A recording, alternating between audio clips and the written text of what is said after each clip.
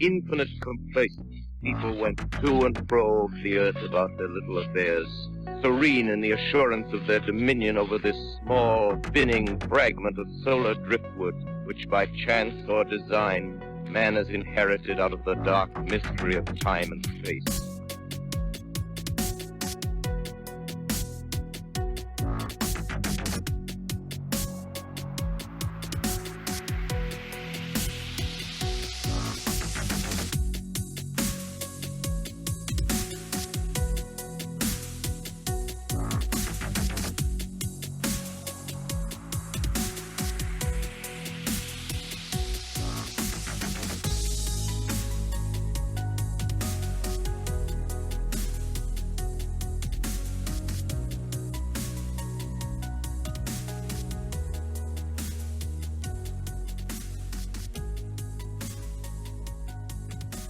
So on this edition of Into the Fray, I welcome on Jason Ray and once again, Amanda Moon Ray. This will be part 2 for Vogue Photographers Paranormal Stories. And part 1 was episode 361. So just a couple of episodes ago, you guys can go check that out. We covered mostly early experiences for you, Amanda, right? So, and then at the end of part 1, what we did was we covered, it was a shared experience between the two of you, but I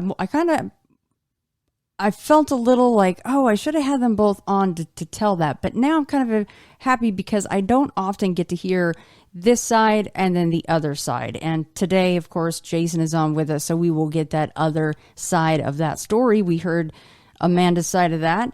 And something I wanted to bring up, one of my patrons, Jake Dressel, pointed out this incredible app, and it's called the Bigfoot Mapping Project app, and it's $1.99, and even he said it's the best $1.99 I've ever spent in the App Store, and I second that. I just got it this morning, and I was looking around. The great thing about the app as well is that, I mean, it's great. If you know the area, you can zoom right in. There's dots and there's a legend for all the different colors and avatars that he's got on the app. But if you like, I didn't know where Wesson, Mississippi was, right? So what you can do, yeah, I was like, well, I don't know where to start, where the largest the city is to that. So you can go in the search bar and you put in Wesson, Mississippi, and zip, takes you right there. So what I was able to do was look at the fact that there was 3 sightings. One of them was, a Class A, and that was in Macomb, Mississippi, which looks like it's roughly 35, 40 miles from Wesson, where that little experience you guys had was, where you found the track. And then there was 2 sightings, and that was an older one. I think it was reported in the 90s, but it was a report from, the sighting was 1973. So, of course, Class A, and it came from, he aggregates from all over, also the BFRO.net, and this was a Class A sighting, which means there was an actual sighting of a Bigfoot, right? Yeah. And then who knows if I'll say this right, but there was 2 sightings in the Homachito National Forest, which looks to be about an hour away from Wesson. So anyway, it's an active area. There is some things that have gone on there, at least in the past, which is not a shocker, right? I mean, why wouldn't Bigfoot be in Mississippi as well? It looks to be a great place with cover and food and water and everything that they need.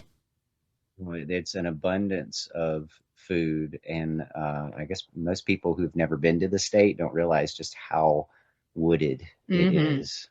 I mean, it is just covered in trees and swamps and swamps. And yeah, we have a lot of terrain here, but there's a lot of places for a cryptid or a Bigfoot to hide, for sure. So I think people think that about Texas too. You know, you go to East Texas and you've got straight up forest there. Yeah, exactly. And it really doesn't, like from East Texas on to Georgia, the further you go east, it stays that type of, like, I don't know how to describe it. It's very lush. It's very lush, exactly.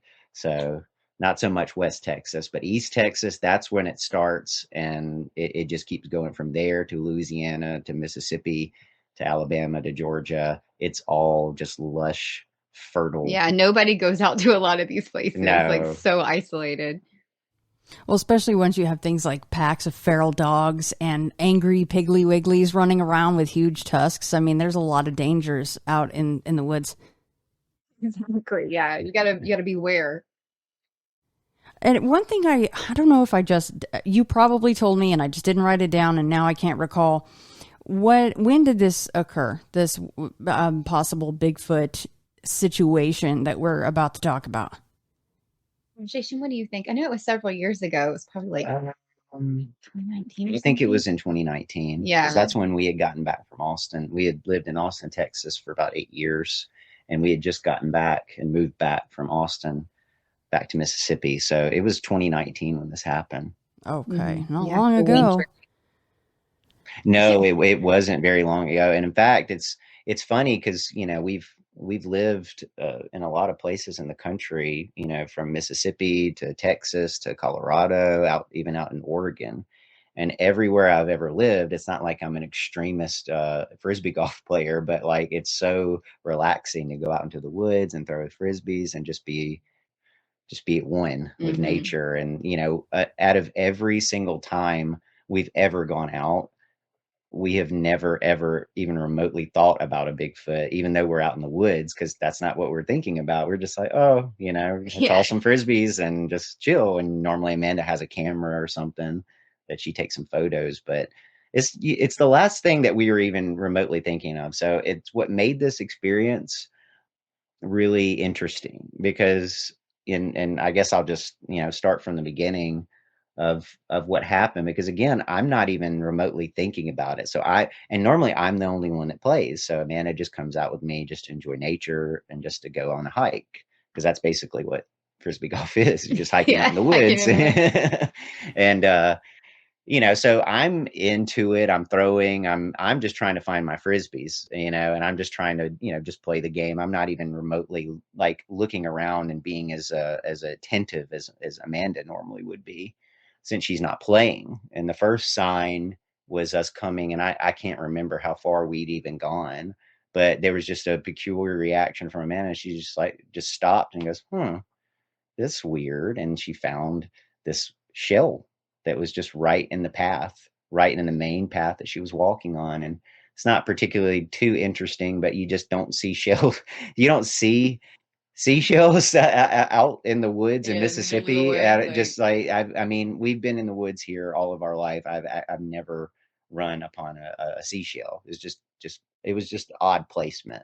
So that was the first thing that was just odd, but it wasn't like too crazy. Yeah, we just kept going. It was like, oh, that's weird. And we just kind of kept going. And then Amanda would comment like, I'm just getting a weird feeling like I'm being watched or we're being watched. And, again, these are things that we've been out to hundreds of, not state parks, but we've been to like a lot of state parks hundreds of times out in the woods in the middle of nowhere. And it's just, Amanda has never commented on like that before. Like, oh, I feel like we're being watched.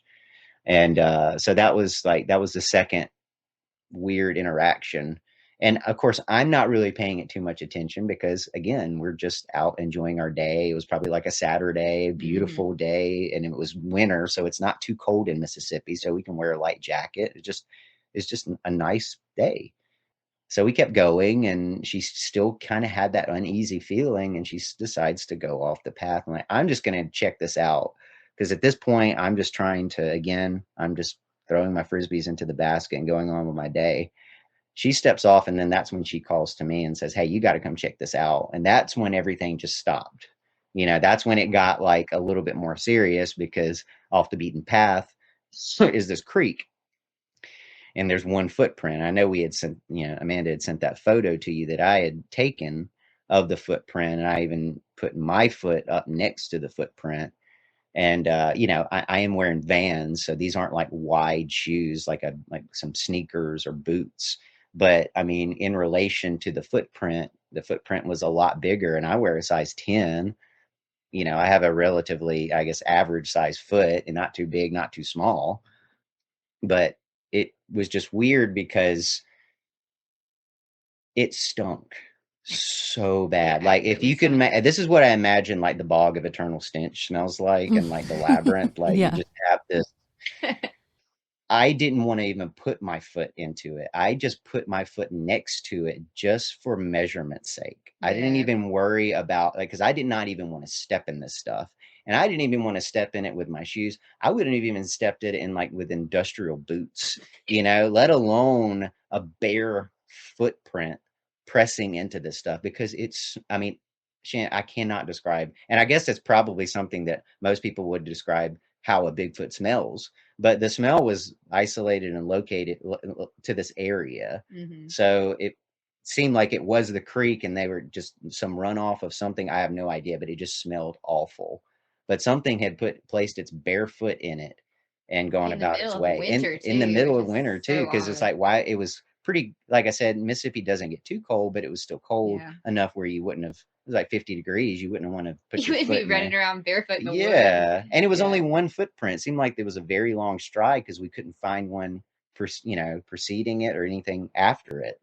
So that was another thing it was just a lot of weird circumstances here. And again, that's when the game stopped and we were just like, we weren't like in fear for our lives. We were more just like, what is going on here? Because it's just a mystery that you're trying to solve in the middle of the woods, why we find the seashell, why we get these uneasy feelings, and why someone would put their foot in that awful muck. Yeah, it was weird. Yeah, it was very weird. Again, we didn't have an actual sighting, but everything leading up to this and to the footprint, which was sizable, was enough to just be, either we have like a crazed lunatic running around in the woods that likes smelling like shit. I'm sorry. No, you're totally fine. That would actually be more terrifying than a Bigfoot, if you ask me. Oh, absolutely. Yeah, way more scared of people. Yeah. In the swamps of Mississippi, no, that's not going to happen. That's a big bag of nope right there for me. And there was no one around playing. We were the only people out there. Anybody out that day. At that day, we were the only people out there playing. I mean, I'm sure someone, could have been using the park for other means. It's a big park. So, but not stepping in things like that. So the fact that she was having this feeling already before she found the track, and then the fact that she was able to go find the track is actually, it was really just like it called to you. It did. I've never in my entire life, I literally walked directly to it. I told Jason, I think I'm going to wander off because I don't know. I just want to look around, in the first place that I wound up. I looked down and there was a footprint. We didn't even realize there was a creek running through there. Yeah, we didn't until even we got to that one point where she just deviated about 10 or 15 feet, and there it was. Yeah. I'm like, oh my God, Jason, would you look at this? I don't know. I was so flabbergasted to see something that connected my thoughts with the situation. And I don't know, it really kind of just freaked me out or scared me in a way, deja vu almost, you see something and then you experience it moments later. I don't know. I don't even know how to describe it. Because I wasn't getting any weird feelings, I wasn't getting, and both of us have been together for long enough. You kind of, rub off on each other after almost 18 years. We're both sensitive to those types of things. So it just seemed like something. She found the seashell. Felt like she was being watched, and she went off because she had a strong feeling about it. Definitely seemed like it was targeting you. Yeah, it may have been. Yeah. Whatever it was. Very just strange. a very odd set of circumstances that just have no explanation. So. Yeah. Now, do you feel like the shell was purposely placed there? They could probably easily hear you and smell you coming through, and maybe they realized that here's a path. Let me place it here. Yeah, no, that was the first thought that struck me. That's what really disturbed me so much. I'm like, how, even if there would have been other groups that had been frisbeeing before us or whatever, you would have seen this. It was so obvious placed there. It had not been trodden over. Leaves had not moved or rustled near it. It was just kind of set there so obviously. And my first thought was this was set here for me. And that's the exact moment that I saw that vision in my mind, of this. I mean, the only way I know how to describe it is like a young Bigfoot. Like I just saw this picture in my mind. I never saw it with my real eyes or anything. Just In saw your this mind's picture eye. in my mind's eye, of just, there was just this young Bigfoot, and I saw him or whatever it was, like set it there, and like as if it liked me, or it was trying to give that to me or something. And I never, even for 1 second, felt scared or disturbed or anything. I thought that the whole thing was really weird. Like it shocked me. We were kind of frazzled by it, but I didn't feel threatened or anything like that. I mean, it's kind of cool. Yeah, it was more just mysterious. Mm-hmm. All right, so maybe I Yeah. missed that last time where you actually, it wasn't just that you got the sense or had a flash of a young Bigfoot. You actually had this vision of a young Bigfoot placing that or dropping that shell there for you. Yeah, that was kind of like, to take the vision really literally. I mean, I saw this thing, and when I saw it in my mind, I mean, it was like a dusty, reddish, brownish color. It wasn't super dark. Like in my mind, again, this is not what I saw with my eye. Yeah. Just in my mind, I saw this young, pretty young, like, I mean, I don't know what I would guess would be a prepubescent or something aged Bigfoot. I feel crazy even saying it. Yeah. In my mind, and I Not saw on it. this podcast. Right. I saw it. Nope. And they're still there, and I just thought, like, is this a gift to me? Like, does this thing like me or something? And in that way, I swear I never felt threatened. I didn't think anything was going to hurt me. I just felt that this thing was watching me, and it was almost like, I don't know, like it liked me or something. It's silly. Maybe all those hormones raging will add to the fact that it smells like shite. I mean, I don't know. I mean, the shell smelled so bad, and then the creek bed. You're right. reported. It was like, ooh, baby, here you go. You're like, oh man, God. and you did. You had to boil it. You said in vinegar several times. Oh gosh, yeah, for weeks. I mean, I have the shell still, but I tell you, it stunk for weeks. And Jason was the one that was commenting about how bad the creek bed stunk, and I thought it was kind of neat. And I didn't know if this was like maybe a product of the red clay mud or whatever. But when we walked up to the creek bed, it literally looked like a murder scene. Like it was really creepy. Like all the water was red, like blood red.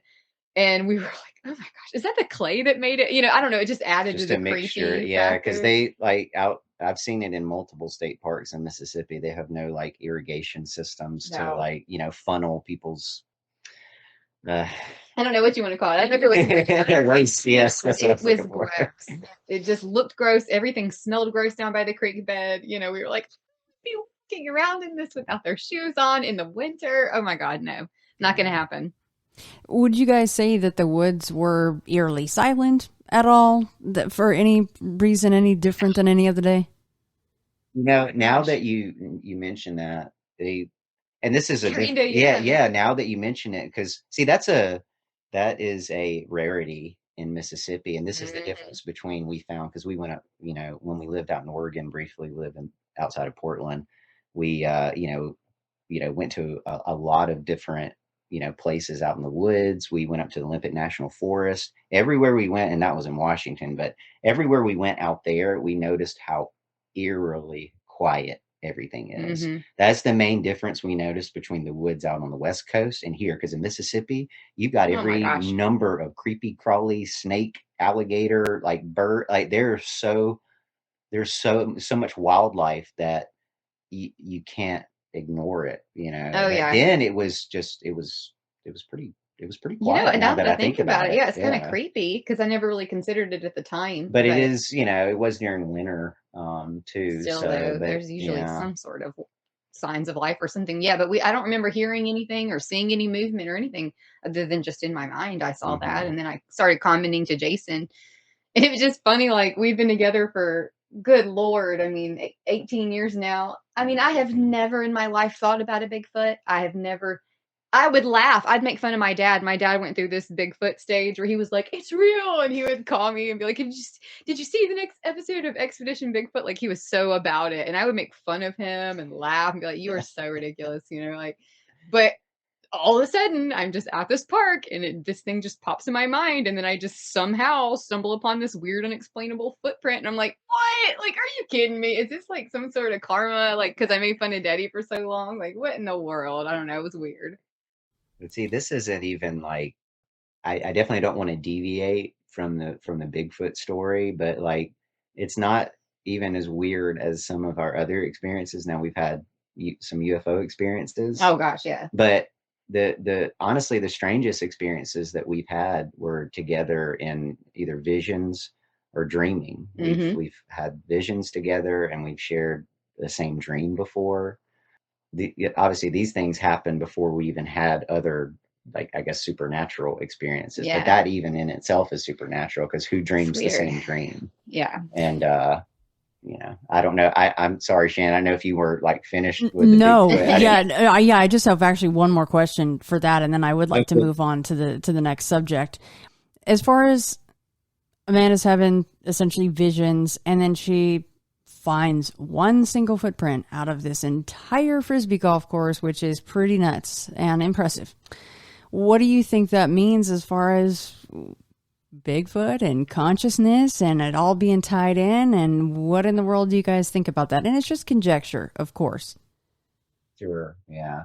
Well, I think that it's interesting that something was definitely interacting with Amanda, and you can call that a consciousness, you can call that a cryptid, you can call that an energy. Something was interacting with her that day, and I found that the fact that we found an actual physical evidence that it wasn't just in her head, something was around here. Yeah, it was just weird because I don't normally react that way to situations. I mean, I can't count how many hundreds of times we've been out hiking in the woods. I have never once said like I feel followed. I'm thinking you were always just at ease. Yeah, I was we're always at peace. Like that's what going out in the woods is for, is to find that. You know? Yeah, it was just weird for both of us, right? Yeah. Like, I don't know. I mean, it was just such a different day and we were so excited. Like, it was just kind of like, wow, like we never felt afraid. We never felt, I mean, I guess a little frazzled, maybe like, whoa, you know, I don't know, like a moment where you kind of question the nature of reality in general. But I definitely think that there was something going on there. I mean, we were communicating somehow, because how else did I walk right to this thing? I mean, literally right off the path. I made no deviations other than I left the path and I walked directly towards the footprint and looked down, and there it was. I'm like, what? I got to tell you, you would come in so handy at some of these locations I've been on. Right? I thought that. I'm like, do I need to be employed? I'm going to be calling you up. Jason, can I borrow your wife really quickly? Get me out. Like, I'm so silly. You're like just a Bigfoot radar. Yeah. Supernatural. I'm like, everyone just let Amanda do her thing. She's going to lead us right where we need to go, but plug your noses.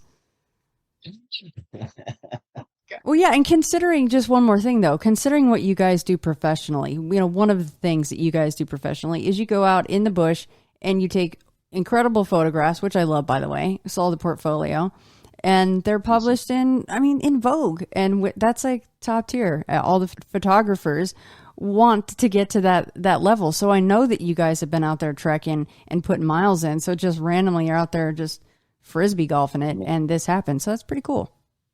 Absolutely. Honestly, like in the past, well, basically right before the pandemic hit, is because at the end of 2019, we were, we were going out to the Raymond Military Park and doing like what you would typically see, like some ghost hunting stuff out in the cemeteries and things like that.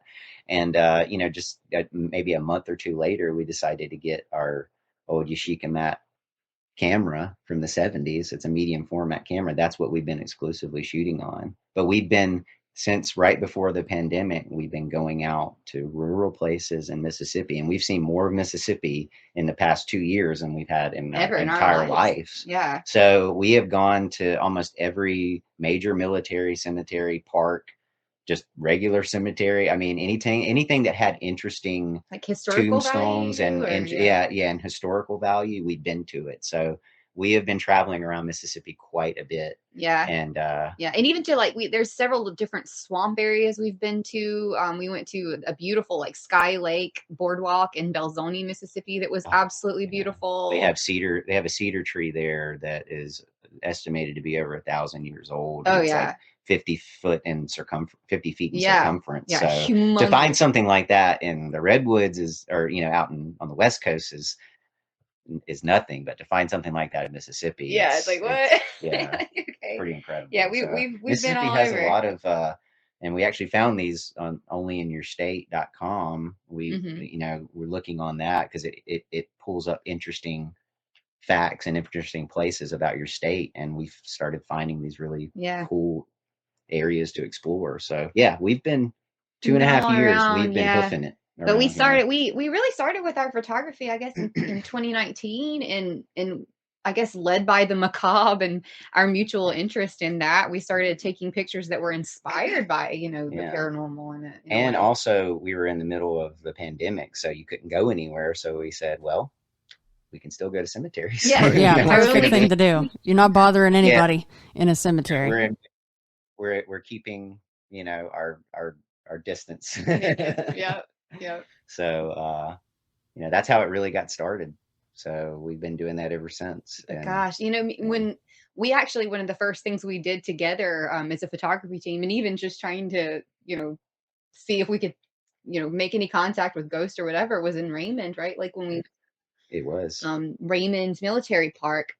We had been there, oh gosh, I think in 2009 was the first time we went there, and we had some really interesting experiences even there. Yeah, just pictures with orbs that are like obviously orbs. I mean, these aren't dust particles; they're shades of blue and green, and some look like there's orbs within an orb.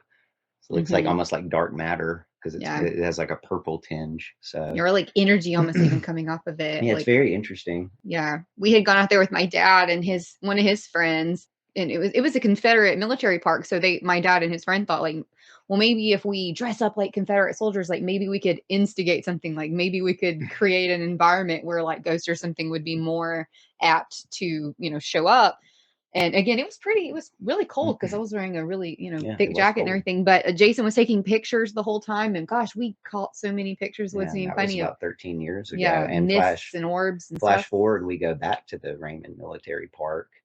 And this was right at that time around the end of 2019 because we still didn't have our camera yet. Yeah. But we went back out there and we just, we were exploring a little bit. We weren't going too far out because we didn't have a lot of lights. I was just using my. It was so creepy. It was it was very creepy when people were like, why didn't, like when they see something supernatural or they see someone recording supernatural and they run, it's like, man, you should have stayed. It's like, if you've been in those situations, it's fight or flight. Yeah. I mean, props to the ghost hunters who go out by themselves and can stand. I mean, that's just like nerves of steel. We heard this one, and I can't even describe it to you, but it's like, the only way we can describe it is like almost like a rebel yell. Yeah. And it was horrible scream. But it wasn't like a cougar scream. You see those videos with like a mountain lion or a cougar that makes those like awful noises. It wasn't anything like that. This didn't sound like an animal. It sounded like a person or something making. And I guess you had looked at it disturbed us so much. Like we were out there doing our ghost hunting. And the first thing that happened that was weird was that I had held my hand out and we were holding like an EMF detector and some other stuff. And I held my hand out and I said, if there's anything here, please show yourself. And Jason took a picture with his cell phone and I did get this weird orb that was like floating over my hand. And we reviewed it, right then. And we're like, wow, that's weird. That's kind of cool. We were getting some lights and stuff. Yeah. And all of a sudden, like we weren't doing anything, we didn't have any equipment going, no recorders, nothing. And then we heard the most horrible. I mean, this thing. It wasn't like a shriek, or it wasn't. It was like screaming, but like, it was in a mixture between like an animal and a human and just like a monster. I don't even know. And we have been a lot of places in Mississippi. We grew up in Mississippi. I've never heard anything like this in my life. Yeah. ever. Yeah. We literally grabbed all our stuff and we ran to the car and like off. left. Like we were like, no, we're done. We're so done. And like, I mean, we've never run like that, like ever in our lives. Like there's no reason to, and it disturbed me so much that I started trying to do research. Like, what could this be? I started looking up animals in Mississippi. I started looking up, were there murders? Was somebody being murdered like in this field? Like I was trying so hard to do research and justify what we had heard.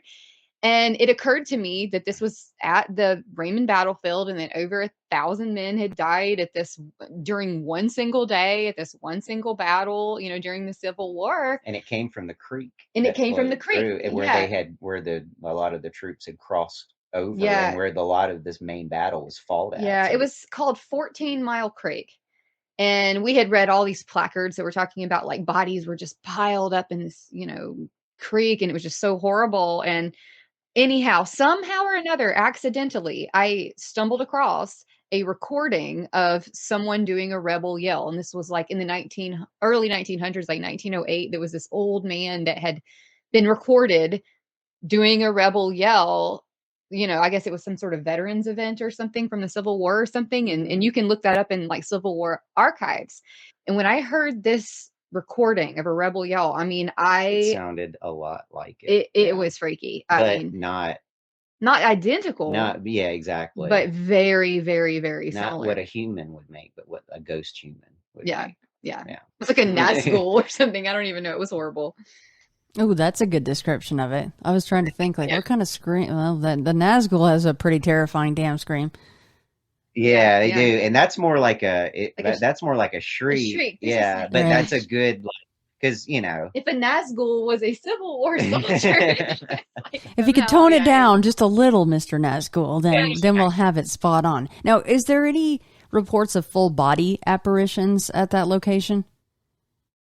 I don't know if there is there, but I know we go to Vicksburg a lot, which is pretty close to Raymond and is still associated with the Civil War. It's one of the most important battles of the Civil War, because I guess because of the Union winning at Vicksburg, they gained control of the Mississippi River, which ultimately led to a Union victory. So you could say that it was probably the most important battle of the Civil War. But out there, we've talked to park rangers, and they've often talked about a lot of the statues out there would move or kind of almost come to life and stuff. And this is coming from U.S. park rangers.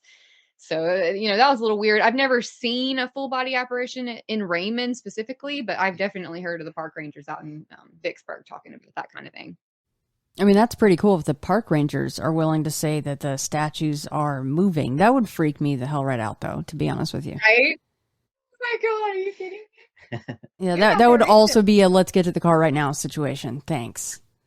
We ran like babies. We have never done that ever before or ever. But I've never heard a noise like this. Ever. So, when your mind cannot rationalize what is going on and it's also pitch black dark and you're the only people out there, it's not a good place to be in. You feel very vulnerable. It's interesting that we've had these shared experiences, not only like that, but for instance, I'll go to one of our and this was there's a couple of things where we've had a couple of visions together and a dream, and I think these are really important to kind of tie everything else in, because it's not just Bigfoot, it's not just UFOs that we have these experiences. We've had these in sleeping and also in altered states of consciousness. Yeah. So there was one time, and Amanda's really more of a lucid dreamer. She dreams very vividly. I don't. I'm lucky if I can remember some of my dreams. So a lot of the times she asks me whenever I wake up, what did you dream the night before? Things like that. And usually I just say, I don't remember. And it's rare when I can recall something. But there was one night, and I can't remember when this actually. Yeah, remember we were staying at Mema's house. And was that in 2019? I think it was. Yeah. Gosh, a lot of things happened. Yeah, 2019 was a crazy year. But and this has never happened before. Now, we have tried maybe 2 or 3 times in our 18-year together to be like, hey, let's imagine like we're on a beach or we're in this forest or something, so we can both get a picture of where we want to meet in our dreams, and we'll try to, when we fall asleep, we'll try to find each other and meet. Yeah, that's not worked. Yeah, and of course we've not done that consistently. It's like, oh yeah, every like 4 years will go by. I was like, you want to try that the sleep experiment? But this was just out of the blue. Again, we weren't even trying. I woke up and I asked Amanda the next morning. I asked her, did you have any dreams? And she thought that was weird because she's the one that normally asks me. He's never ever. I've never me once in almost 18 years asked her, what did you dream last night? Yeah. And she started recounting this story. Well, I'll let you okay. recount So your side. I just remember Jason going like, what did you dream last night? And I was like, gosh, that's so weird. You've never asked me that before. I'm the one that's supposed to ask that. But I told him I dreamed that I was in the bed of a truck and that it was me and our daughter Ruby. And there were all these boxes, and the boxes were full of all of our belongings. And we were on this country road, like winding through this almost mountainous terrain. And it was very, very windy. And it felt to me like this truck was kind of losing control, and we were swerving, and I was trying to grab these. It was stacks of boxes in the bed of this truck. And I was holding on to Ruby and then trying to steady these boxes so they didn't fall over because they were stacked like way too high. In a dream, things are exaggerated. And we just, gosh, I thought we were so out of control. And I remember looking through the back window of this truck, and I saw that Jason was driving. And we did that it was very erratic, and it went on like that for several minutes. And then at the end, I just remember somehow we got through all this winding and this craziness, and it leveled out and things got peaceful. And Jason pulled over, and we looked at all of our belongings, and we saw that everything was intact and we were fine. And then I just woke up, and that was that. And it wasn't I usually have very horrifying, vivid dreams. It was very benign, like imaginative. Yeah. I mean, it wasn't anything for me to dream. Truck, yeah, like trying to hold on to boxes. And yeah, I was literally like, I mean, when she told me this, I was just like almost ashen. If you've ever seen Wayne's World 2, when they go to enlist Del Preston, he's like, wait a minute. He's like, was it Jim Morrison? He's like, yes. He's like, did he have a weird yes. He's like, I had the same dream. And they both go, whoa. And I like, we had that, like, it was almost that experience. So bad. Oh my God. Because I dreamt that I was driving a truck and I was going on a windy road and I was out of control. And I had no idea what was going on, obviously, in the bed of the truck. I just knew that I felt out of control, but I was still keeping the truck on the road somehow. And crazy.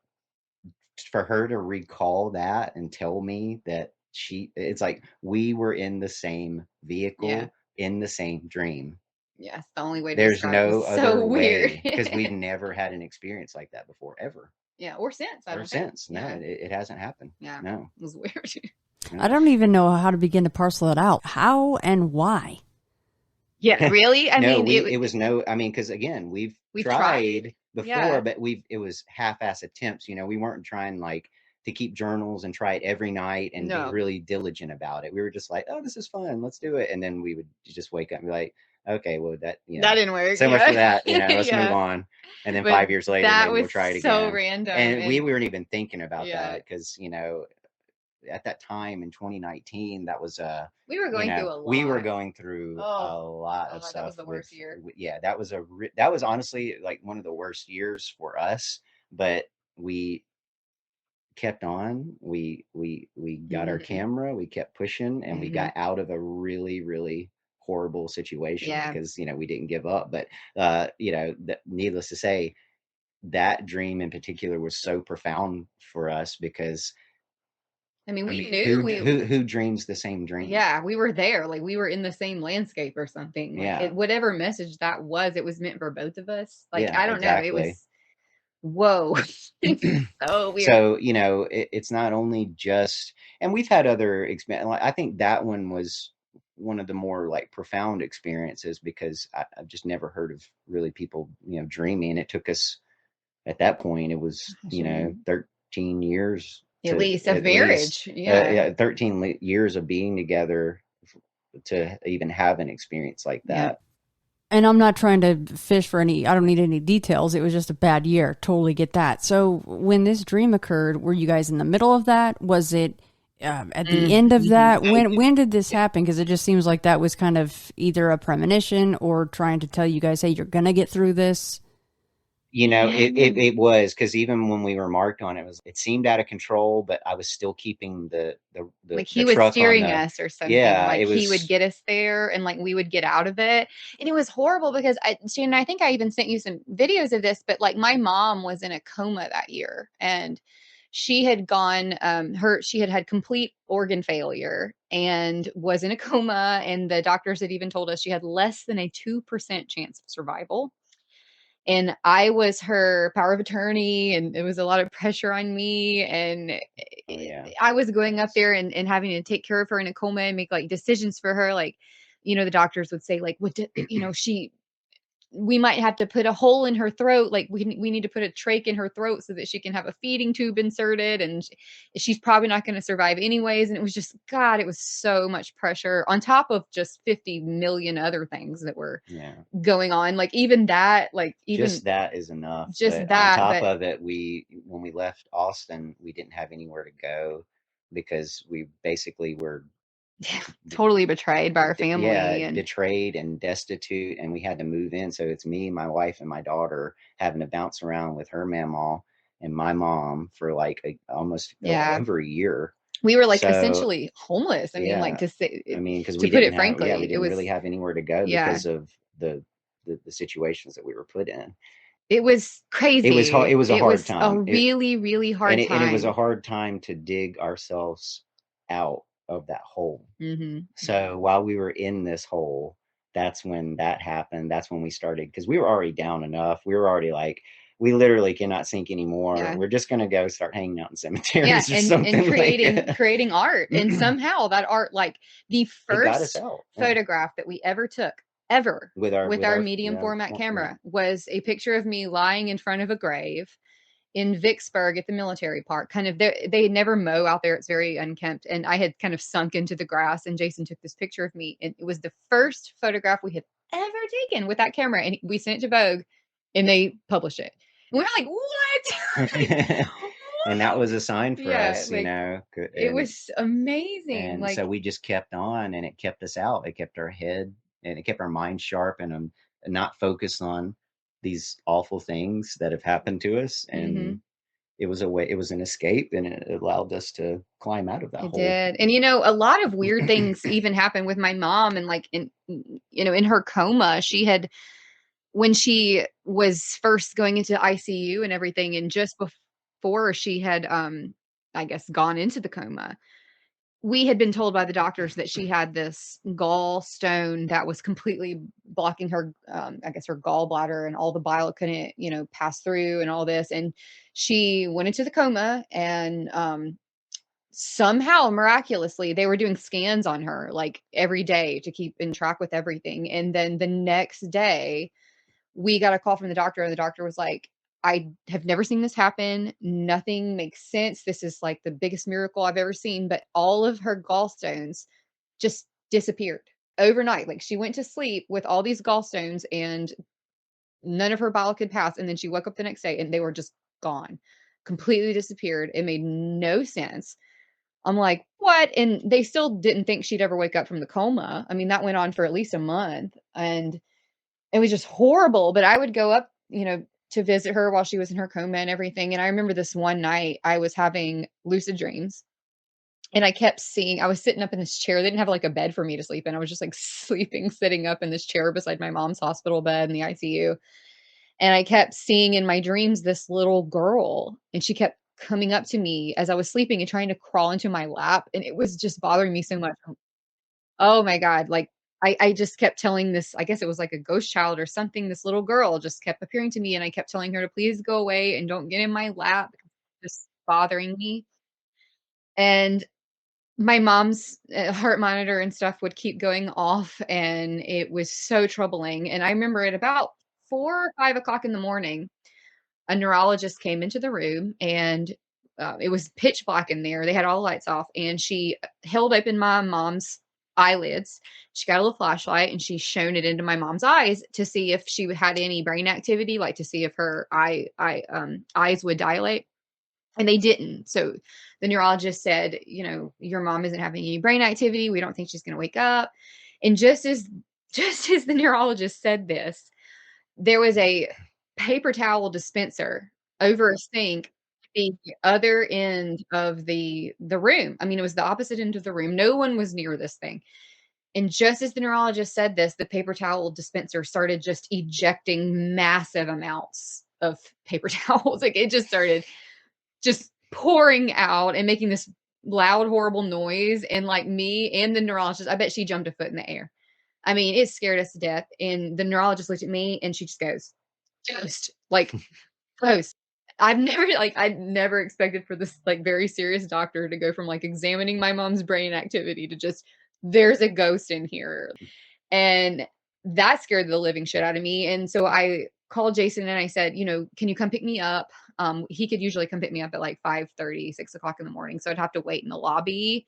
So I went downstairs. I was already disturbed by the dreams of having this little girl crawling into my lab. Then the paper towel dispenser was like acting crazy and dispensing, on its own. I go downstairs and I'm waiting for Jason to pick me up. And the doors, they were like automatic doors to the hospital at UMMC in Jackson, Mississippi, were just opening and closing completely erratically with no one around. I mean, I was set a good 10 feet away from the door. They were just rapidly opening and closing, like without even completely closing. And I could see this weird, tiny little beam of light that was jiggling around, like all flying around erratically as this was happening. And people would even walk up to the door and they would be able to go through the door normally. But all the same, things were just acting crazy. And when Jason picked me up, I was, oh my God, like I have no idea what happened. But yeah, maybe you can comment to that, Jason. But wow, it was a bad year and it disturbed me. Yeah, the technology acts up, but to have it in those rapid successions, it's Amanda, who do you think the little girl was?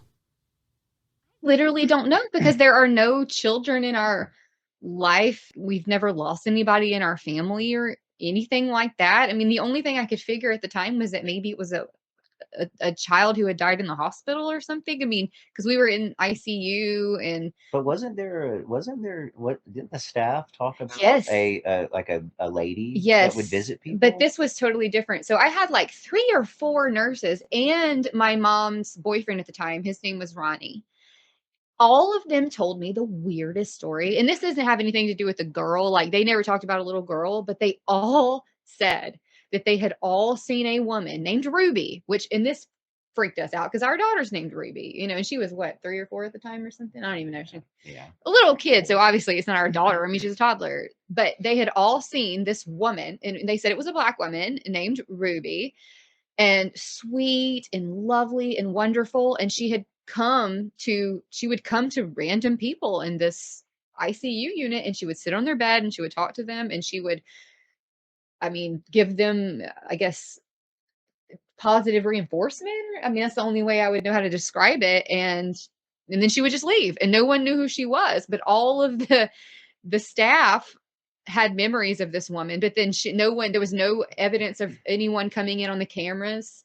They heavily monitor this in the hospital. There was no, there would not be a living person coming in and out of the rooms, but all of the nurses and my mom's boyfriend had all seen this woman, this older woman named Ruby that was visiting everyone in there. I don't know if this girl that I saw was connected to this Ruby woman or what, or if she was just lost or alone or afraid or what, like in the ICU, but it just bothered me. Like it wasn't like she was bad or evil. It was just, God, please stop climbing into my lap. And again, I was asleep. So I don't know. I just kept, every time I went to sleep and I would wake up when I would hear the heart monitor go off, I'd go back into the same dream and I'd see the same girl trying to crawl in my lap again in my dream. And it just disturbed me so, so much. And I just came out of that dream and immediately the dispensers are going off. The neurologist is saying there's a ghost, like the doors are malfunctioning. I'm like, are you kidding me? Like, oh my God, no. Mm-mm. Now, this is just me trying to parcel things out, and it might be totally way off in a stretch, but is that something that you used to do with your mother, is climb up into her lap a lot? Yeah. Yeah, I would. And as a matter of fact, in this, I don't know. I mean, maybe this is significant or not, but that same night, because the doctors had told me that she would not wake up. There was less than a 2% chance that she would live. I had gone to her bedside. I had taken her hand and I kept saying, Mama, I don't know if you can hear me.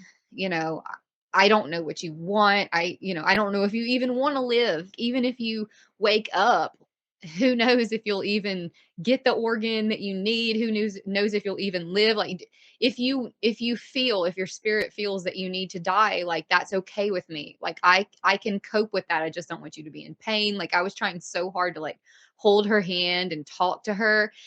And part of me thought, is this my mom? Like, could she possibly be doing this? But when she woke up from the coma, I mean, took her ages to even communicate because she couldn't talk, she couldn't write, she couldn't use her hands. I mean, she had to completely learn how to walk again, and everything was terrible. But once she finally came to and could communicate, I asked her if she remembered anything from the coma, and she has absolutely no memories at all during the coma. She says it was like Jon Snow and like Game of Thrones, like it was just nothingness. Like it was just, there wasn't anything, she was just dead, or like there was just blackness, and there are no memories. So yeah, I don't know, that kind of burst my bubble and kind of made me a little sad, but at the same time, she was there. I mean, she survived, so I don't know how to interpret any of it. Yeah. Yeah, all I know is people that work in hospitals, nurses, doctors, the anesthesia, everybody needs to come forward a little bit more with their stories. I would love to hear this stuff. I mean, look how you said, very matter of fact, one of the smartest people on the planet is sitting here going, ghost. There's a ghost in here. Like, just really matter of fact. I mean, the stories these folks could tell. Like, yeah, I never expected we both jumped because it was so startling. Like, it's pitch black. It's the middle of the night. It's dead silent. We're in ICU. Nobody's making a sound. And all of a sudden you hear that, when a paper towel dispenser goes off, it's loud. It's like, and both of us jumped so high when you funny. I mean, like that was the first thing she said. I mean, it was weird. Or do you guys want to go next? Well, I think that we need to talk about it was 2011 and 2012 New Year's. And honestly, this was more, the dream to me was very profound because that's just you just don't hear that often. But this UFO experience was just, because this was really the first time in my life and this was again it's a 2012, right? Like, is this some sort of Aztecian, like Mayan thing? I don't know. It's weird. But we were because we had previously lived out in Durango, Colorado. It's in Southwest Colorado, but we were out there visiting. We went to the ski resort called Purgatory because they do a fireworks show, so we just were there, strictly for the fireworks show at New Year's. It's offset with these beautiful mountains on each side. I mean, Purgatory just looks beautiful. But we had gotten there pretty early. We got there early, daylight, yeah. I think when we but waiting until midnight, there was probably about, I would say, anywhere between 100 150 people out there watching the fireworks show. And they started with these skiers coming down the hill with these flares, and it was just the production was really nice. And then we were there. It was me, it was myself, it was Amanda was there with her two younger sisters, her dad, and her uncle. So we literally have like even more people to corroborate this story, because I mean it was just incredible. But all of a sudden, because we're all naturally looking up at the fireworks, and we see this red, I mean, it was this red, like orange, it was like an amber color object in the sky. And it just was there, but it wasn't moving. But the most interesting thing about it was that it was pulsing. It was like not pulsing, but it was almost alive. It's like what you would think of like plasma or something. It had an energy source that I could not define or even begin to like understand. I don't know, because we're seeing, and it's pretty low in the sky. It's very quite low, big and pretty big. And then all of a sudden, because there's the silhouette of the mountains and then the stars, but all of a sudden we see this one another craft that is identical. It's moving. The other one was just staying still. It moves, and it's going like at a it's heading towards the other craft, but it's coming from behind the mountains. Yeah. So it goes up into the sky, and then it stops at level where the other craft was, and then it starts moving towards the craft. It's like they locked into position or something. Exactly. It was like they were synchronized. But then they started disappearing. Yeah. Then it would disappear, and then they would keep reappearing from the same place that they had originally appeared. And sometimes they'd appear in other places, like the opposite side of the sky. And Shannon, I basically, again, this was my first like real UFO encounters, other than seeing those little, satellite type star things flying across the sky, that you can't describe, or it just disappears. This was like a bona fide experience. I was almost like baptized by this experience, and like I could not stop talking about it. We even went to the local Pizza Hut after that. We were all just kind of staring at each other, because this lasted for, oh my gosh, at least an hour and a half. Yeah, it was still there when we left. Yeah, even when we were leaving, it was still going on. Poor Jason was freaking out. He was like, "Does anyone see it?" He was like literally screaming. Like, here's the most interesting thing about this story, is that it was us, our family. It was, I guess it was about 6 of us, 6 or 7 of us. We were all seeing this, and we were in the crowd of this about 150 people. Everyone else is also looking up too. You cannot not see these crafts. I mean, it was ridiculous. And no one is making a sound. No one is doing anything. No one is reacting. And of course, we're from Mississippi, so it's either these people. This is an everyday occurrence to the people of Colorado. Yeah, maybe they see it all the time, but I doubt it. And I know that probably obviously does happen more often out there. But I mean, still, even if you saw this every day, I would still be just as fascinated. If I saw it 1,000 times, I would be even more obsessed. Yeah.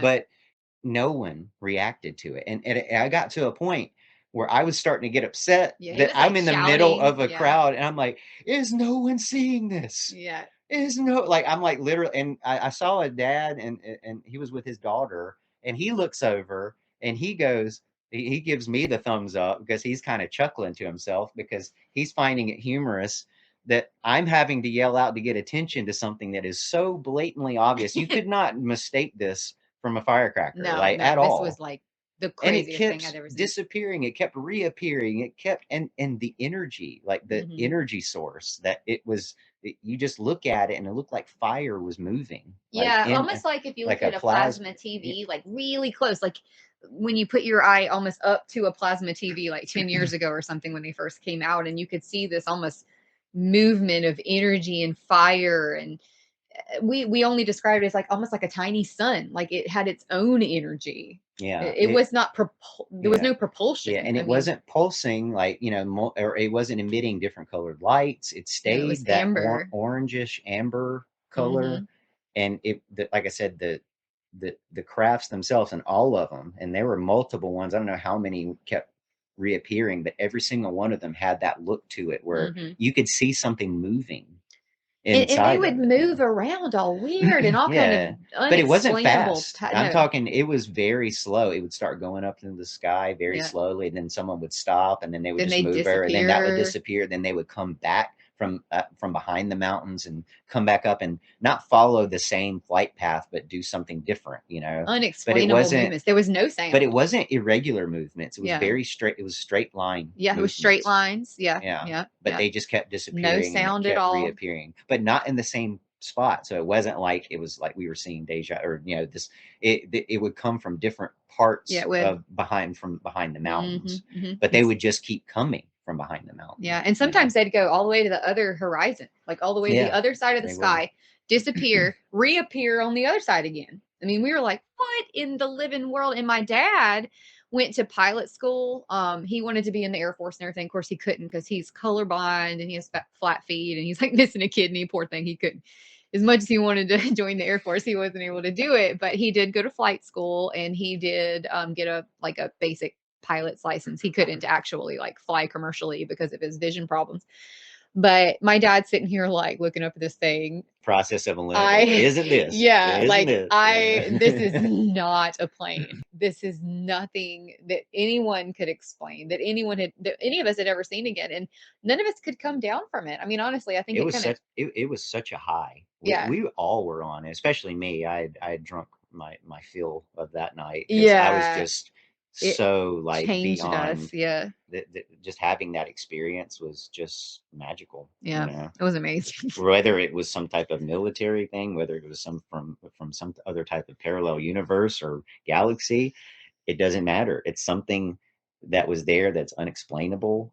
And I don't have to go through like, well, it wasn't a weather balloon. Yeah, Like, I mean, wasn't that, we I just tried, feel like I mean- I kind of feel like that's insulting, you know, Yeah. like why do we have to start at that? You know, like clearly. this is something that does not exist in our military, that they're not showing us, or they're experimenting with, or someone is just coming down to see fireworks from another space tourism. You know, like could it be like government? Could that be the because they explanation? have Like, military bases and stuff out nearby. there, But yeah. I mean, it was there for hours. Like, why would they be and wasting fuel sitting out seeing the for fireworks. hundreds of people can see this? Like, it would be so nonsensical to just park it. I don't Like, I don't know though, because look at the reaction that everybody else had. Pretty much, it wasn't a reaction. So part of me, part of me just wonders if sometimes they do take these toys out to play with them to see.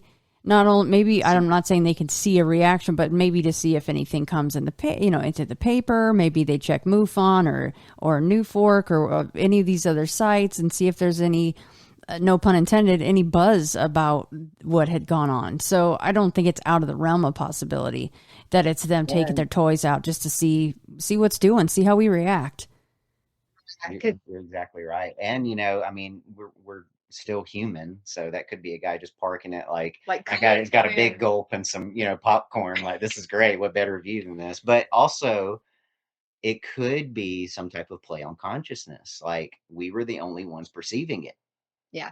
And only when Jason even started yelling about it did the guy with his daughter that was behind us, then he was like, oh yeah, like I can see that. But no one else. So right. But it was like it was weird. So how about this though? Was this how much of this was happening during the fireworks? When you were yelling, was the fireworks going on too?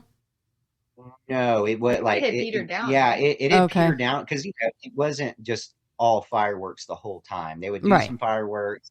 And also, this was happening even before the show even. Oh my gosh! And so this is something that Jason didn't even mention. But when we first got there, we always get every place so ridiculously early. Like my dad's that kind of person. Like I'm either early or dead. You know, that's how I am. Yeah.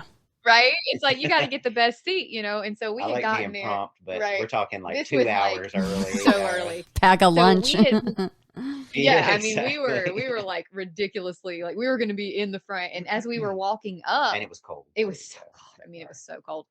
But as we were walking up, I noticed this humongous bright light over the mountains, and I didn't say anything. Right. You were the first one to notice it. I noticed and it. You noticed it even before anyone else did. We were walking into the lodge because we figured, well, gosh, we're gonna have to wait a couple hours, and we're not gonna just stand out in the freezing cold and the snow in the middle of some hot chocolate, warm up, and so wait it out. We parked and we walked around, and we were walking up towards the lodge. And as we were walking up towards the lodge, is when I saw it, and I didn't really say anything. I was just like, maybe that's a big, giant, humongous star or something. I don't know. Like you try to, make logical. We're in Colorado. The stars are much brighter. It's like the atmosphere is thinner. I don't know, but this is like this. It just seemed way too big to be a star. But anyhow, I just kind of filed it away in my mind, like, well, maybe I'm just not used to this altitude. And we went inside. I mean, for ages. I mean, it was at least an hour and a half or 2 hours. Yeah, so it had been, honestly, that's right. It had been hanging in the sky. Probably even before we got there, but we got there super early. Yeah, and then when we came out, I already had my eye on this thing.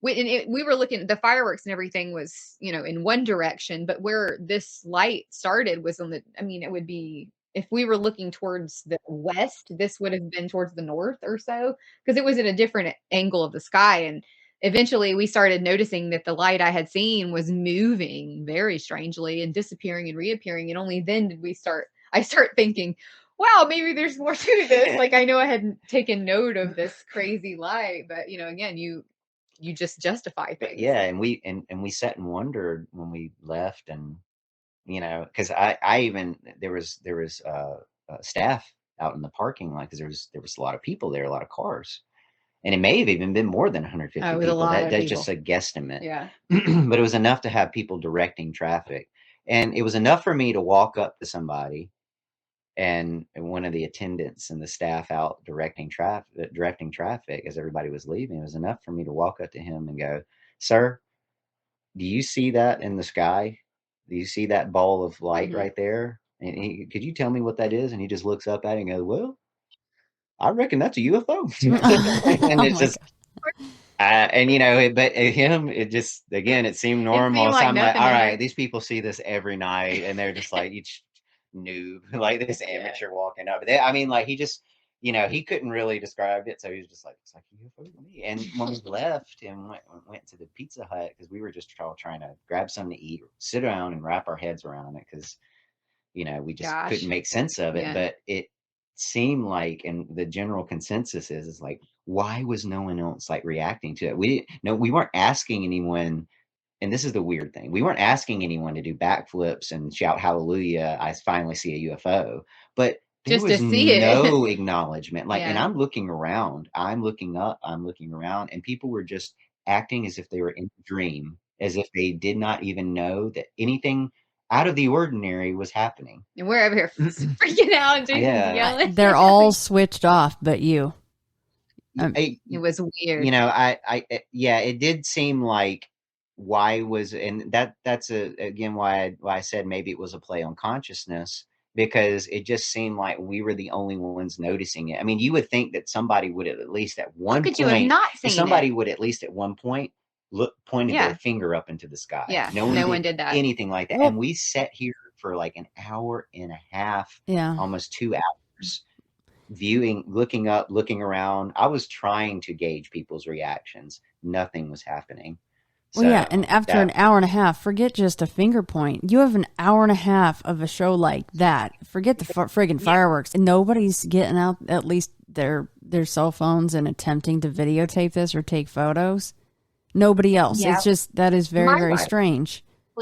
Film it, Yeah, but it was so cold, and Oh it my was God, an he was older shaking. camera. I mean, we didn't have smartphones then. We had little flip phones, so I didn't. Right. I wouldn't even film go remotely get, because even with his camera, his nice Sony camera at the time, even zoomed in, the video It's all was over the just place. shaky. He's shaking, and it was cold. yeah, it was very It cold. was below freezing. But yeah, there was no reactions, and I think above anything, that was the weirdest thing about that. That nobody could see it but us. It was 'cause- just so odd. Yeah, those Colorado folk, they're like, oh my gosh, look at these folk over here just freaking out. Yeah, I would imagine like places like Red Rocks Amphitheater, maybe the same thing happens there. They're like, let's get on with the show. I mean, what in the world? SSDD, different day. I guess. Good for them. Yeah, they've been desensitized to me it was a holy baptism in ufology, and like, okay, and you get a thumbs up from a dude, and you're like, okay. yeah, awesome, bro. Thanks. Yeah, Crazy. Thumbs up. We talked about UFOs before that. I've never even think about it before. Yeah, and now we're obsessed, but it's like, gosh. I mean, obviously, it's a lot easier with when YouTube came around and when people could just upload videos, because you just didn't, except for seeing a special on a televised program about some UFOs or something. It's much more prevalent, obviously, nowadays, but it's just something that we never really, discussed. Mm-hmm.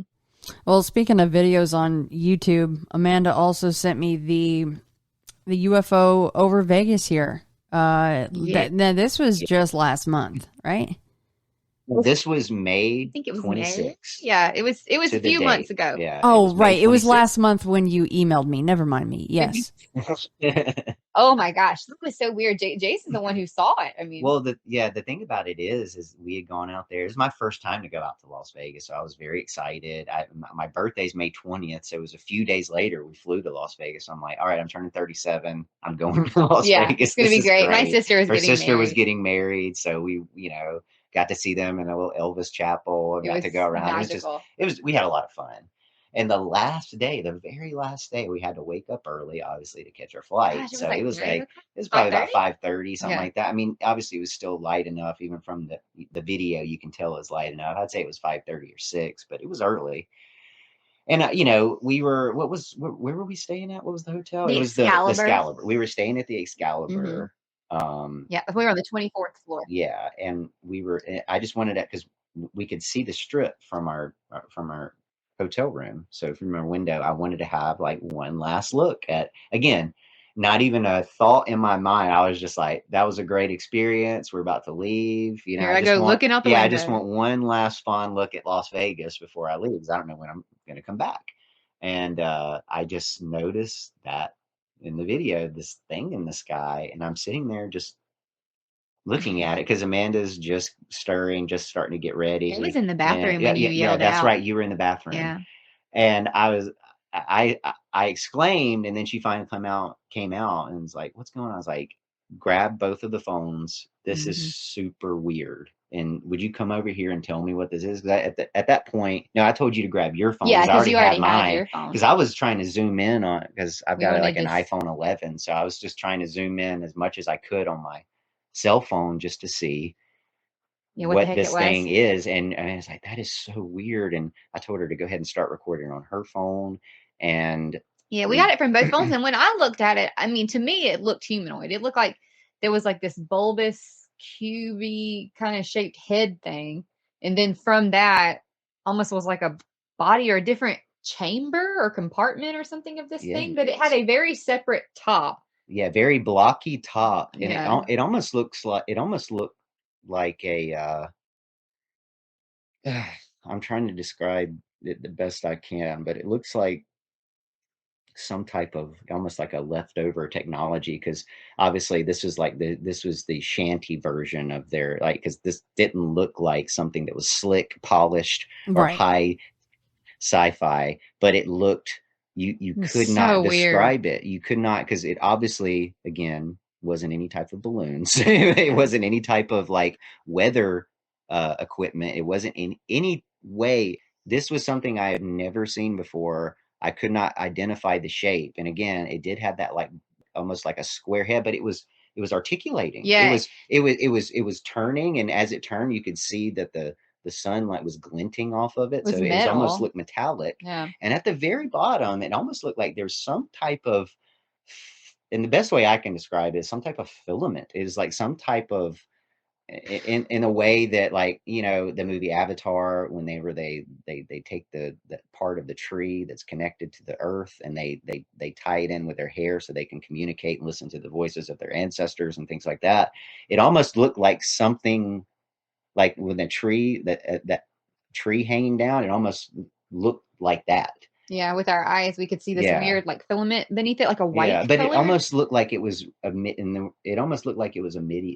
some type of energy or light or low light, energy. It was almost like it was like collecting. It was like a data collection. Yeah, I'm not really sure what it was.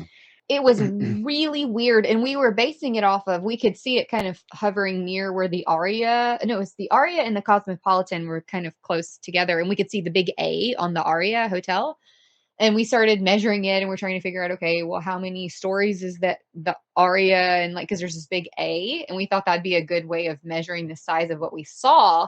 Of course, what we think we saw was much further in the background, you know. So at best, this would have been bigger than what we guessed, but it was at least 60 or 70 feet tall. I mean, the very least. I mean, from what we can gauge from our naked eye and just random objects in the distance, it appeared to be anywhere quite large, between 40 to 60 feet. Yeah. And then and I got in touch with my friend named David, and he's a meteorologist here in Jackson. And I was like, look, dude, is this like a weather balloon? Like, you know, what, give me your take. Cause he's a meteorologist, you know, he's on the news and everything.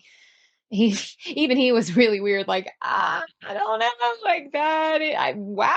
That is a weird one. He did not have an answer. That's stumping me. You know, he said it's definitely not any kind of weather monitoring device, no kind of drone, nothing that he was in any way aware like of. a drone. No, This looked, it was humongous. it was huge, but it doesn't look like a high-tech thing. It almost looked like something that would have been, gosh, like Mayan or Aztec or something. I don't know. no, Like, I is that mean, a no, good description? It was just so it plain. definitely felt like sci-fi, but Yeah. It like was simple. so it's a difference between like if the sci-fi channel in like the 90s was going to produce like a budget, their budget, Yeah. versus like a big Right. blockbuster movie. This would have been the sci-fi budget version of this tech, you know. So it didn't look like it was very complete, wasn't well rounded, didn't make sense. It was It just didn't make any sense. Like this weird cube that was spinning, and then all this junk that was coming out of the bottom, and it looked like almost like when we took a bunch of pictures of it, and because we have so much photographic editing software because of our photography, and I had tried all kind of different versions of light and zooming in and UV light and you put them in the inverted video. light. You and got yeah, all the image. I've got it all. In the video. Yeah, it's in the video I put on YouTube. But when you really zoom in on it, you can almost see this kind of dome, this kind of weird convex shape that comes out of the cube that to me, I mean, looks like some sort of an observation area or something. I don't even know. I mean, I couldn't see that with my naked eye. All I could see with my naked eye was just a cube spinning, humongous, and then from it coming a different compartment that was weird shaped, like all kind of random, strange shaped. Yeah, that was the weirdest thing, is that all the parts on it, which there were multiple parts of, I think there were at least like 3 or 4 parts. Yeah, most of them were moving on, all independently. Different. Yeah, it was moving on their own. So it was just very strange. Well, and here's something that I noticed because I'm from here. The amount of helicopters that fly around down there all day, every day is insane. Now, of course, 5:30, 6 o'clock in the morning, it's not going to be as busy, but a place like Maverick Helicopters, they run Grand Canyon tours in and out of McCarran all day, every day. And then at some point, and you said it was, that's May, it's going to be warmer. They do have earlier tours, and they're running up and down that strip. You have the police Metro helicopters. I don't think that it would be legal for, if that was whatever that junk is hanging underneath, if you can't see a filament line or a rope of some sort, I can't even imagine that would be legal to do that. Yeah, if that was attached to something, it seems like a very dangerous thing to do. Real, again, it was hard to have a perspective on how close it was to the buildings. We did. What's interesting about the video is that we do have perspective because a bird flies. Bird and a plane. A bird and a plane both fly in the video, so you can kind of see a perspective. And I had even seen some helicopters while we were there. Like, I mean, you couldn't have missed it. Our plane. It couldn't have been mistaken. So quickly, like after that, and even when we were got in the plane, we were like looking out the windows, like maybe we'll see something, but we didn't see anything at all. I mean, and again, I was half asleep by the time I just put my clothes on. We're just just packing up our stuff, and I'm looking out the window for one last look, and then I just see this weird object in the sky. And again, just like that weird rebel yell that I heard in the woods, I've never heard anything like that before. Never seen it. In the same sense, I've never seen anything like this before. It wasn't readily identifiable with any type of craft. And not that I'm an expert, but common knowledge, you know what planes and helicopters, weather balloons, things like, the general shape and of objects in the sky. Yeah, and this is kind of crazy. I've never really told very many people this before, but I know a lot about stealth aircraft. One, I work for the military a lot with colonels that are in the Air Force and generals that are in the Air Force. Also, my uncle, his name was Alfred Freethie. He was a colonel in the Air Force back several decades ago. He is since deceased, but he actually designed the Nighthawk, like the first stealth flyer ever in the Air Force. And I even had the opportunity when I was a little girl to go into the Nighthawks and see them. And of course my dad was so jealous, that I got to go into these things. But yeah, my uncle Al designed the stealth airplanes for the Air Force. And he told us, and he was very limited on what he could say, but he told us that he actually worked at Area 51.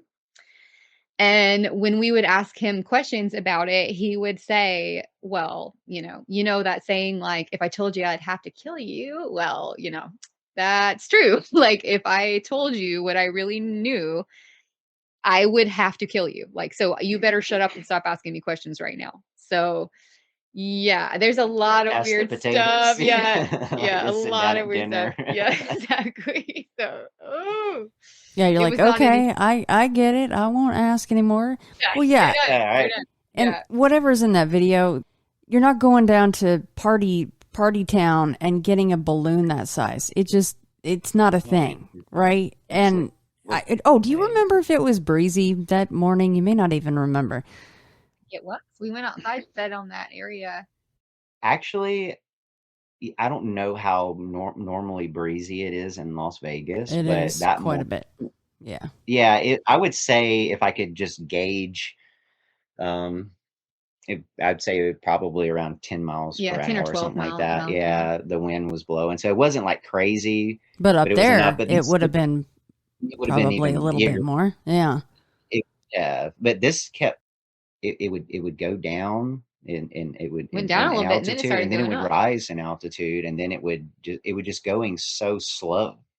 But it wasn't like, I mean, obviously, if somebody had a balloon that big, oh, good Lord. But like if somebody even let something loose, it would have flown in a much different, in a more of a general course up. Would have followed the wind and followed the wind up and it would have been steadily rising into the sky. We've all seen like balloons let go, but it was maintaining altitude. Sometimes it would kind of stop and really slow down, and then it would sink down, and then it would come back up. So it did have a more of a regular pattern than what would have been something just free floating through the sky. It wasn't following the wind. Yeah, it was moving. And like I said, if somebody made that or whatever, if it is some kind of a man-made balloonish type of a thing, it would be highly illegal to just tie that to something. And yeah, with all of the aircraft flying around down there, the helicopters alone, they're Vegas versions of mosquitoes over here. That's how often they're flying around. So yeah, it's a very strange video. And if anybody wants to check that, is something I can share with everybody? Yeah. Maybe someone else can help us make sense of it, because, if you look at the video, you can clearly tell that one part, and especially the top part, spins and moves while the other part stays seemingly stationary. That's weird. Yeah, we're all admitting we have no idea what this is. It's just very strange. So yeah, go to intothefrayradio.com and go to this episode. It'll be in the show notes. I will link that YouTube video. Well, anything else, guys, before we sign off?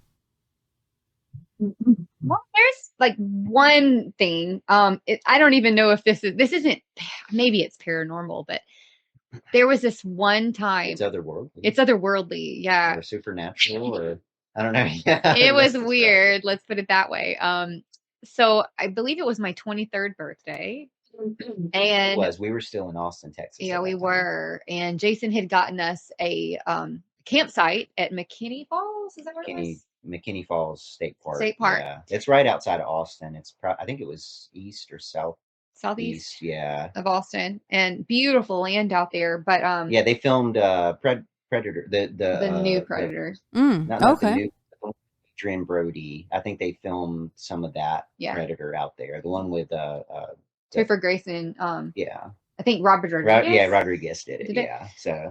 But yeah, we were out there, and this is, I mean, whatever. I mean, this is kind of even embarrassing to admit, but we were experimenting with hallucinogenic mushrooms. Well, we've experimented before. At this point, it's just more for a shamanistic experience. Yeah. Whenever we first did, when you're 16 or something, and you're trying different types of substances out in the world, you're like, oh man, I just want to party or just want to do whatever. But as we get older, psilocybin, and there's plenty of data to back that up, that it helps depression, helps cure alcoholism, I mean, I just saw an article pop up on MSN the other day just about that. So Yeah. it's we have done it a couple times before because they're plentiful here in Mississippi.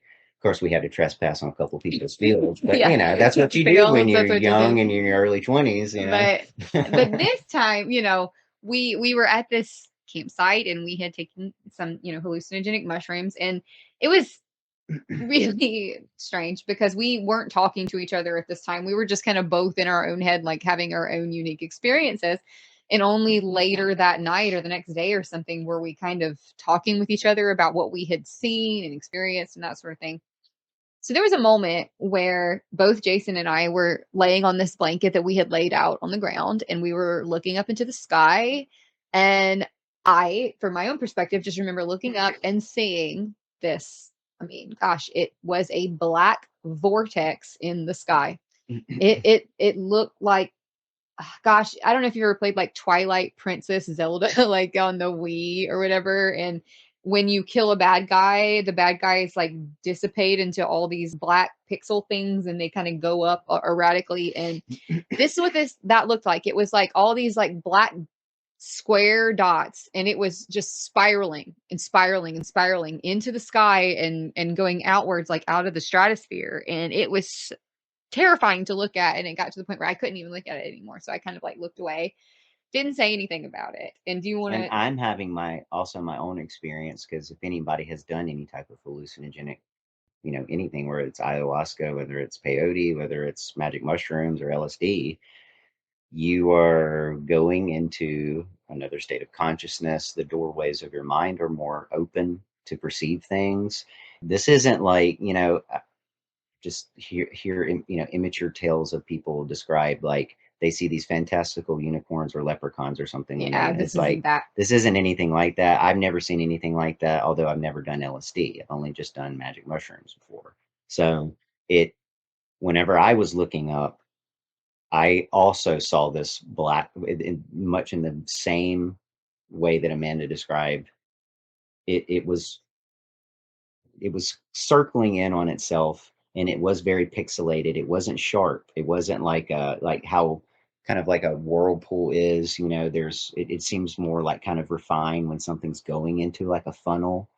But this was not refined at all. It was very rough. Gosh, pixelated. Yeah, but we didn't know, we left the park just because, state parks out in Texas aren't anything like state parks out in Mississippi. There's no privacy. There's no privacy. You can't even light a fire out there. It was so bad. Our dog fell into a cactus, and he had like cactus stuck all over his face, and bless his heart. It was really bad. So we just like left. So yeah, exactly. So, but later on when we got back home, we started talking about like some of our experiences out there. And I more felt like, because it was Texas, it's very desertous. There's that scene in Beavis and Butthead Do America where he's just, I think he ate that cactus with peyote, and he's just crawling through, and there's these like skeletons, and this crows are circling, this crazy like acid experience, like scene. And I kind of felt like that, like it was just, there was no life out there. There was this hawk circling over us, and it just felt,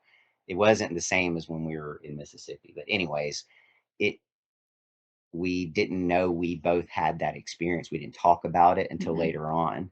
And when much like the dream that we had, one of us says one thing, and you're like, wait a minute, you saw that too? You saw the black vortex in the sky. Like we were, and none of us kept looking at it. We both just looked. It bothered us. Kept, having our own, unique trip. But that was interesting that we had that, whatever vision or whatever that was, because the times that we have taken magic mushrooms before in the past.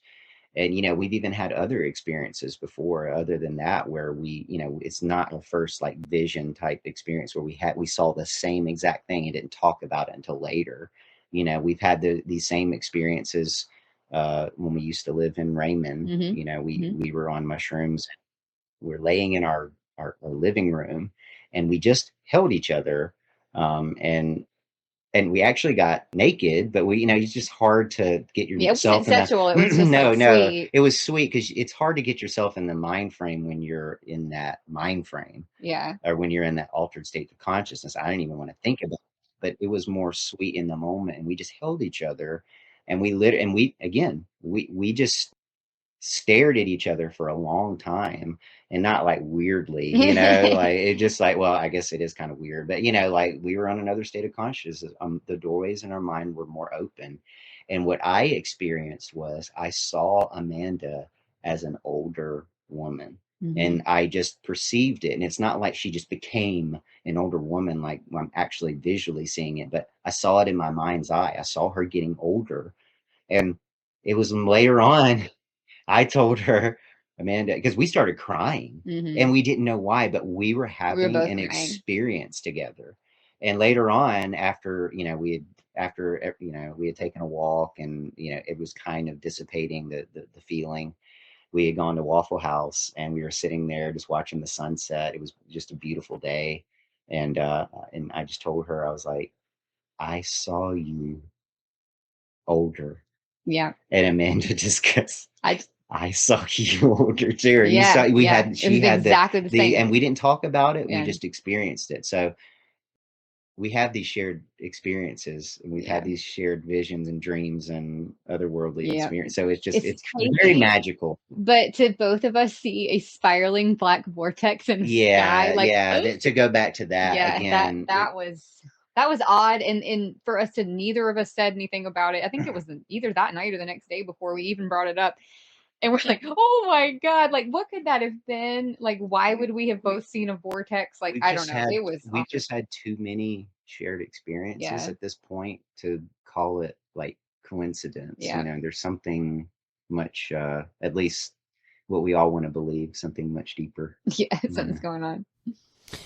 Yeah, and besides being a total movie freak, I also love to consume any and every documentary. It runs the gamut. I can watch something on cults or true crime or mental health, or, if it's on Hulu or Netflix or Discovery Plus, I've watched it. So something that I've also watched is, people that choose to ingest something similar to this. It could be DMT or ayahuasca, as you said, mushrooms, and they're looking for that open door experience, right? They want to see these various things. But something that usually happens is that the experiences per person are normally extraordinarily different, right? And they can be, and each thing is very personal to that person. Even if they're same family members or husband and wife, they're usually very different and very personal. So the fact that you guys both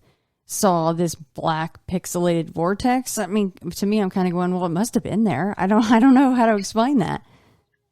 Why else would we have seen it? We both saw it, and we experienced it independently, but without even communicating it. Right. And we had no idea.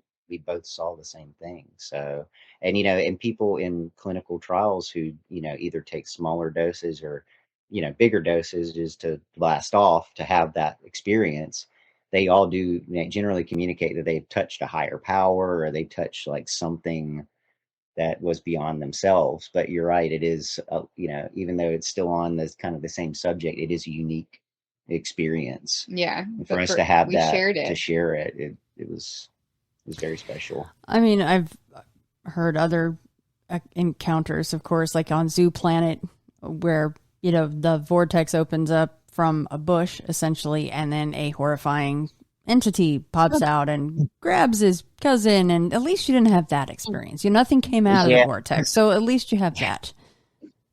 Yeah, it was fine. We had a great day. It was far off, but it was something very like Avenger-esque. There's a portal opening up, and what's going to come out of it, or where are we going to travel if we keep following it? Yeah, it was like if you let yourself continue to follow it, where would you go? I don't know. It was like, it was very odd. Yeah. Well, that kind of makes me wonder here in closing if, Amanda, seeing as you're as sensitive as you are, those folks that say, and it can be for UFOs too, to be honest with you, you got C5 going down, but being open to it, having the intention behind it. So I wonder, if you went out, go play Frisbee golf again, or go take some photographs and say, hey, hey, Bigfoot, I'd love to see you. You know, I just wonder what would happen. Exactly. You know, we've never actually, not with like per se cryptids, but we have actually tried to do that with spirits and ghosts, you know. Yeah. So when we go out, since it's a medium format camera, we're using 120 film here, and we shoot in black and white and color. We're trying to say, hey, you know, because we obviously are respectful anytime we go, because we usually traipse over people's graves and are like, very sorry, we're just, you know, we're just respecting the area for what it is.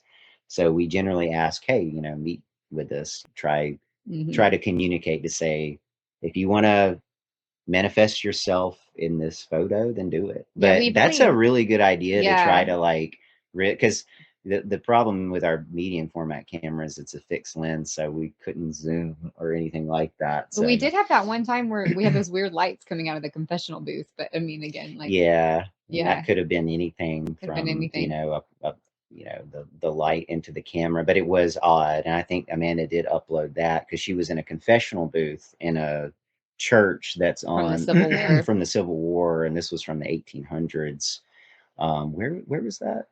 Grand Gulf Military Park in Mississippi. And there's in the inside of this old church, there's a confessional booth, and Amanda had stood on this stool, and I had taken a couple pictures of her, and there seems to be some type of light phenomenon or something going on the right hand side, and also jutting out of the top. Out of the top, it's just like a beam of light shooting out. But we didn't get that. But again, that could be anything. But it was aberration from the lens. We had taken multiple shots. Remember, and like the first few shots, they were totally normal, and then we took another shot like only 2 seconds later, and it was just like weird beams of light like shooting out from everywhere. Again, so, lens aberrations and different things like that could always be a variable, but it is just. It's interesting because a part of it doesn't seem to go in straight lines. It seems to kind of slink and be wispy. You know? Very weird. But that's a good point, though. We should like start going out and like very intentionally like we are going to capture this. Like that would be. I got to chase a Bigfoot down to get a picture with my medium format. Well, and maybe it's not even to capture it on film. You know, maybe it's just to have the experience for yourself. You know, for you guys. That would be, honestly, that's a great suggestion. And that would be incredible. I mean, you don't want it to turn into, I never want to go in the woods again, because we've heard those, but maybe some kind of a confirmation experience would be cool. We did have that experience in Raymond where we heard the rebel. And we were like hanging out here again, and we just ran. But as long as it's positive, we're cool. That's when I was like, okay, we get it. We're going. Time to go grab some food and get on up out of here. Yeah, absolutely. Well, you guys are wonderful to talk to. Before you go, did you want to promote anything anywhere to see you guys' work, anything like that? Let them know. Well, I mean, we're on Instagram at Double Negative Photography. You can find us on Vogue. If you go to Photo Vogue, you can just search for Double Negative. But yeah, it's we do a lot of art, especially around Mississippi and New Orleans and that sort of thing. We've actually got some plans to go, because it's like the biggest Choctaw like reservation in the country, but it's the biggest like federal. You know, they have more land allocated to them here in Mississippi, and we're planning on going out there and, you know, shooting some of their culture and different things like that. So hopefully that series will be published soon. So like just look for us. But we really appreciate it, Shannon. It's been thank you so much. Fun as always. Great. Well, I have a feeling, especially because of you, Mrs. Moon, that you guys will probably have a third episode at some point. Something else is going to happen, a few things, and you guys will have part 3. I'm pretty confident in that. I tell you the truth, it's sad, but we really do have like so much more. Ridiculous. It's fantastic. I love it, and I appreciate you guys taking the time today to talk to me. Of course, thanks, Shannon. Thank you.